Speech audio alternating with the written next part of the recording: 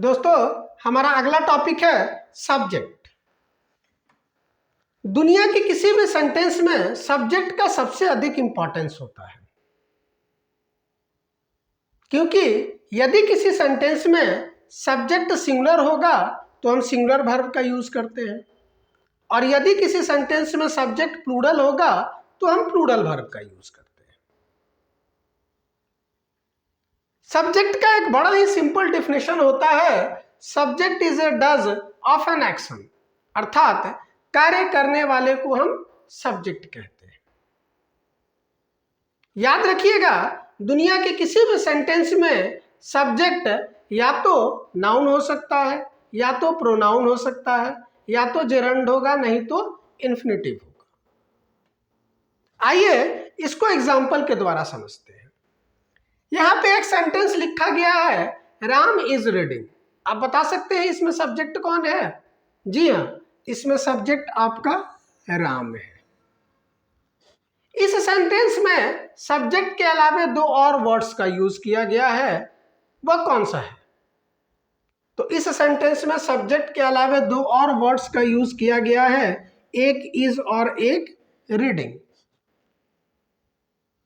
दोस्तों, इज को हम ऑक्सिलरी वर्ब बोलते हैं और रीडिंग को हम मेन वर्ब बोलते हैं, अर्थात वर्ब की भी दो क्वालिटी होती है। तो आइए अब हम जानते हैं वर्ब के बारे में। दोस्तों, वर्ब जानने से पहले इसके हिंदी डेफिनेशन को जान लीजिए। जिससे करने या होने का बोध हो,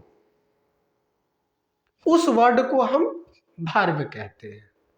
मैंने यहां पे दो वर्ड का यूज किया है, करने और होने। व्हाट इज डिफरेंस बिटवीन करने एंड होने? तो मैं आपको बताता हूं करने और होने में क्या अंतर है। जितने भी कार्य प्राकृतिक रूप से अपने आप हो, वह होने का बोध करवाएगा, और जितने भी कार्य किसी के द्वारा किए जाएं, वह करने का बोध करवाएगा। जैसे बारिश हो रही है, फूल खिल रहे हैं, यह किसका बोध करवाएगा? होने का। और मैं पढ़ रहा हूं, वह खेल रहा है, यह किसका बोध करवाएगा? यह करने का। आइए वर्ब के डेफिनेशन को हम देख लेते हैं। तो वर्ब का बड़ा ही सिंपल डेफिनेशन है भैया, doing word is called verb. Clear हो? इसको एग्जांपल के द्वारा देख लेते हैं हम लोग। यहां पे एक सेंटेंस लिखा गया है, राम इट्स अ मैंगो। इसमें राम क्या हुआ? राम आपका सब्जेक्ट हुआ। इट्स क्या हुआ? इट्स आपका वर्ब हुआ। और ए मैंगो क्या हुआ? ए मैंगो को हम बोलते हैं ऑब्जेक्ट। और ऑब्जेक्ट किसे कहते हैं हम आगे जानेंगे। अभी हम जानेंगे वर्ब के बारे में। तो हम लोग को पता है कि इंग्लिश के अनुसार वर्ब को हम कितने पार्ट्स में बांटते हैं?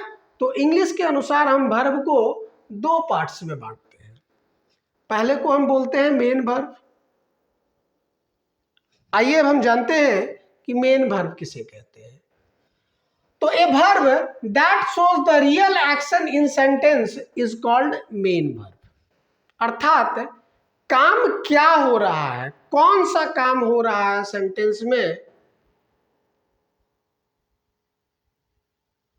उस वर्ड को हम क्या कहेंगे? वर्ब कहेंगे।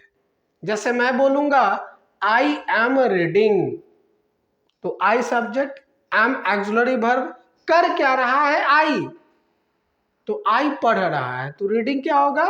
Main verb. क्लियर? आइए अब अगले को देखते हैं, मेन वर्ब को। अच्छा, यहां पे एक और चीज आप जान लीजिए कि मेन वर्ब को हम प्रिंसिपल वर्ब भी कहते हैं और एक्शन वर्ब भी कहते हैं। तो याद रखिएगा, मेन वर्ब एक तो होगा आपका मेन वर्ब, मेन वर्ब को हम प्रिंसिपल वर्ब भी कहते हैं और एक्शन वर्ब भी कहते हैं। अगर कोई आपसे पूछ दे कि प्रिंसिपल वर्ब किसे कहते हैं, तो वही जो रियल एक्शन को बताए वह प्रिंसिपल वर्ब। अगर कोई आपसे पूछ दे कि एक्शन वर्ब किसे कहते हैं, तो सेम डिफिनीशन, जो रियल एक्शन को बताए उस वर्ड को हम एक्शन वर्ब कहते हैं। आइए अब हम जानते हैं एक्सुलरी वर्ब को। तो एक्सुलरी वर्ब का भी डिफिनेशन होता है, a verb that works as the assistant of principal verb is called auxiliary verb. अर्थात सेंटेंस में जो प्रिंसिपल वर्ब अथवा मेन वर्ब अथवा एक्शन वर्ब को सहायता प्रदान करे सेंटेंस को कंप्लीट करने में, उसे हम एक्सुलरी वर्ब कहते हैं। एक्सुलरी वर्ब का हिंदी होता है सहायक क्रिया। यह मेन वर्ब को सहायता करता है सेंटेंस को सिस्टमैटिक करने में, सेंटेंस को अर्थपूर्ण बनाने में। अब आप मुझे यह बताइए कि अंग्रेजी में कुल कितने एक्सुलरी वर्ब होते हैं। सबसे पहले आप मुझे यह बताइए। यहां पे देख लीजिए, एक्सुलरी वर्ब को भी दो और नामों से जानते हैं। एक को हम कहेंगे हेल्पिंग वर्ब और दूसरे को कहेंगे असिस्टेंट वर्ब। मतलब मेन वर्ब भी तीन तरह के, तीनों एक ही है। पहला मेन वर्ब या प्रिंसिपल वर्ब या एक्शन वर्ब। उसी तरह एक्सुलरी वर्ब पहला या असिस्टेंट वर्ब या हेल्पिंग वर्ब, तीनों एक ही तरह है। मैंने पूछा था आपसे कि इंग्लिश में कितने एक्सुलरी वर्ब होते हैं। पूरा इंग्लिश उसी पे टिका है। इंग्लिश में गिन के एक्सुलरी वर्ब होते हैं और उसी का यूज हम करते हैं हमेशा, प्रायः सेंटेंस में।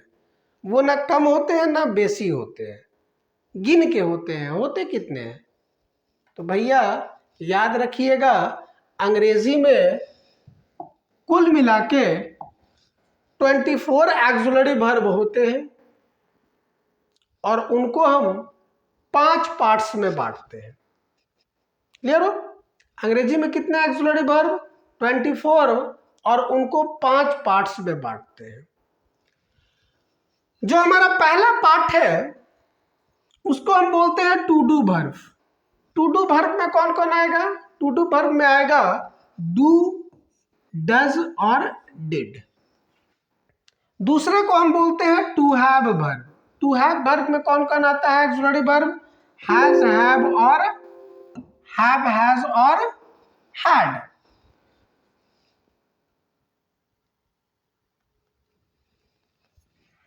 हैव, हैज और हैड। उसके बाद है टू बी वर्ब।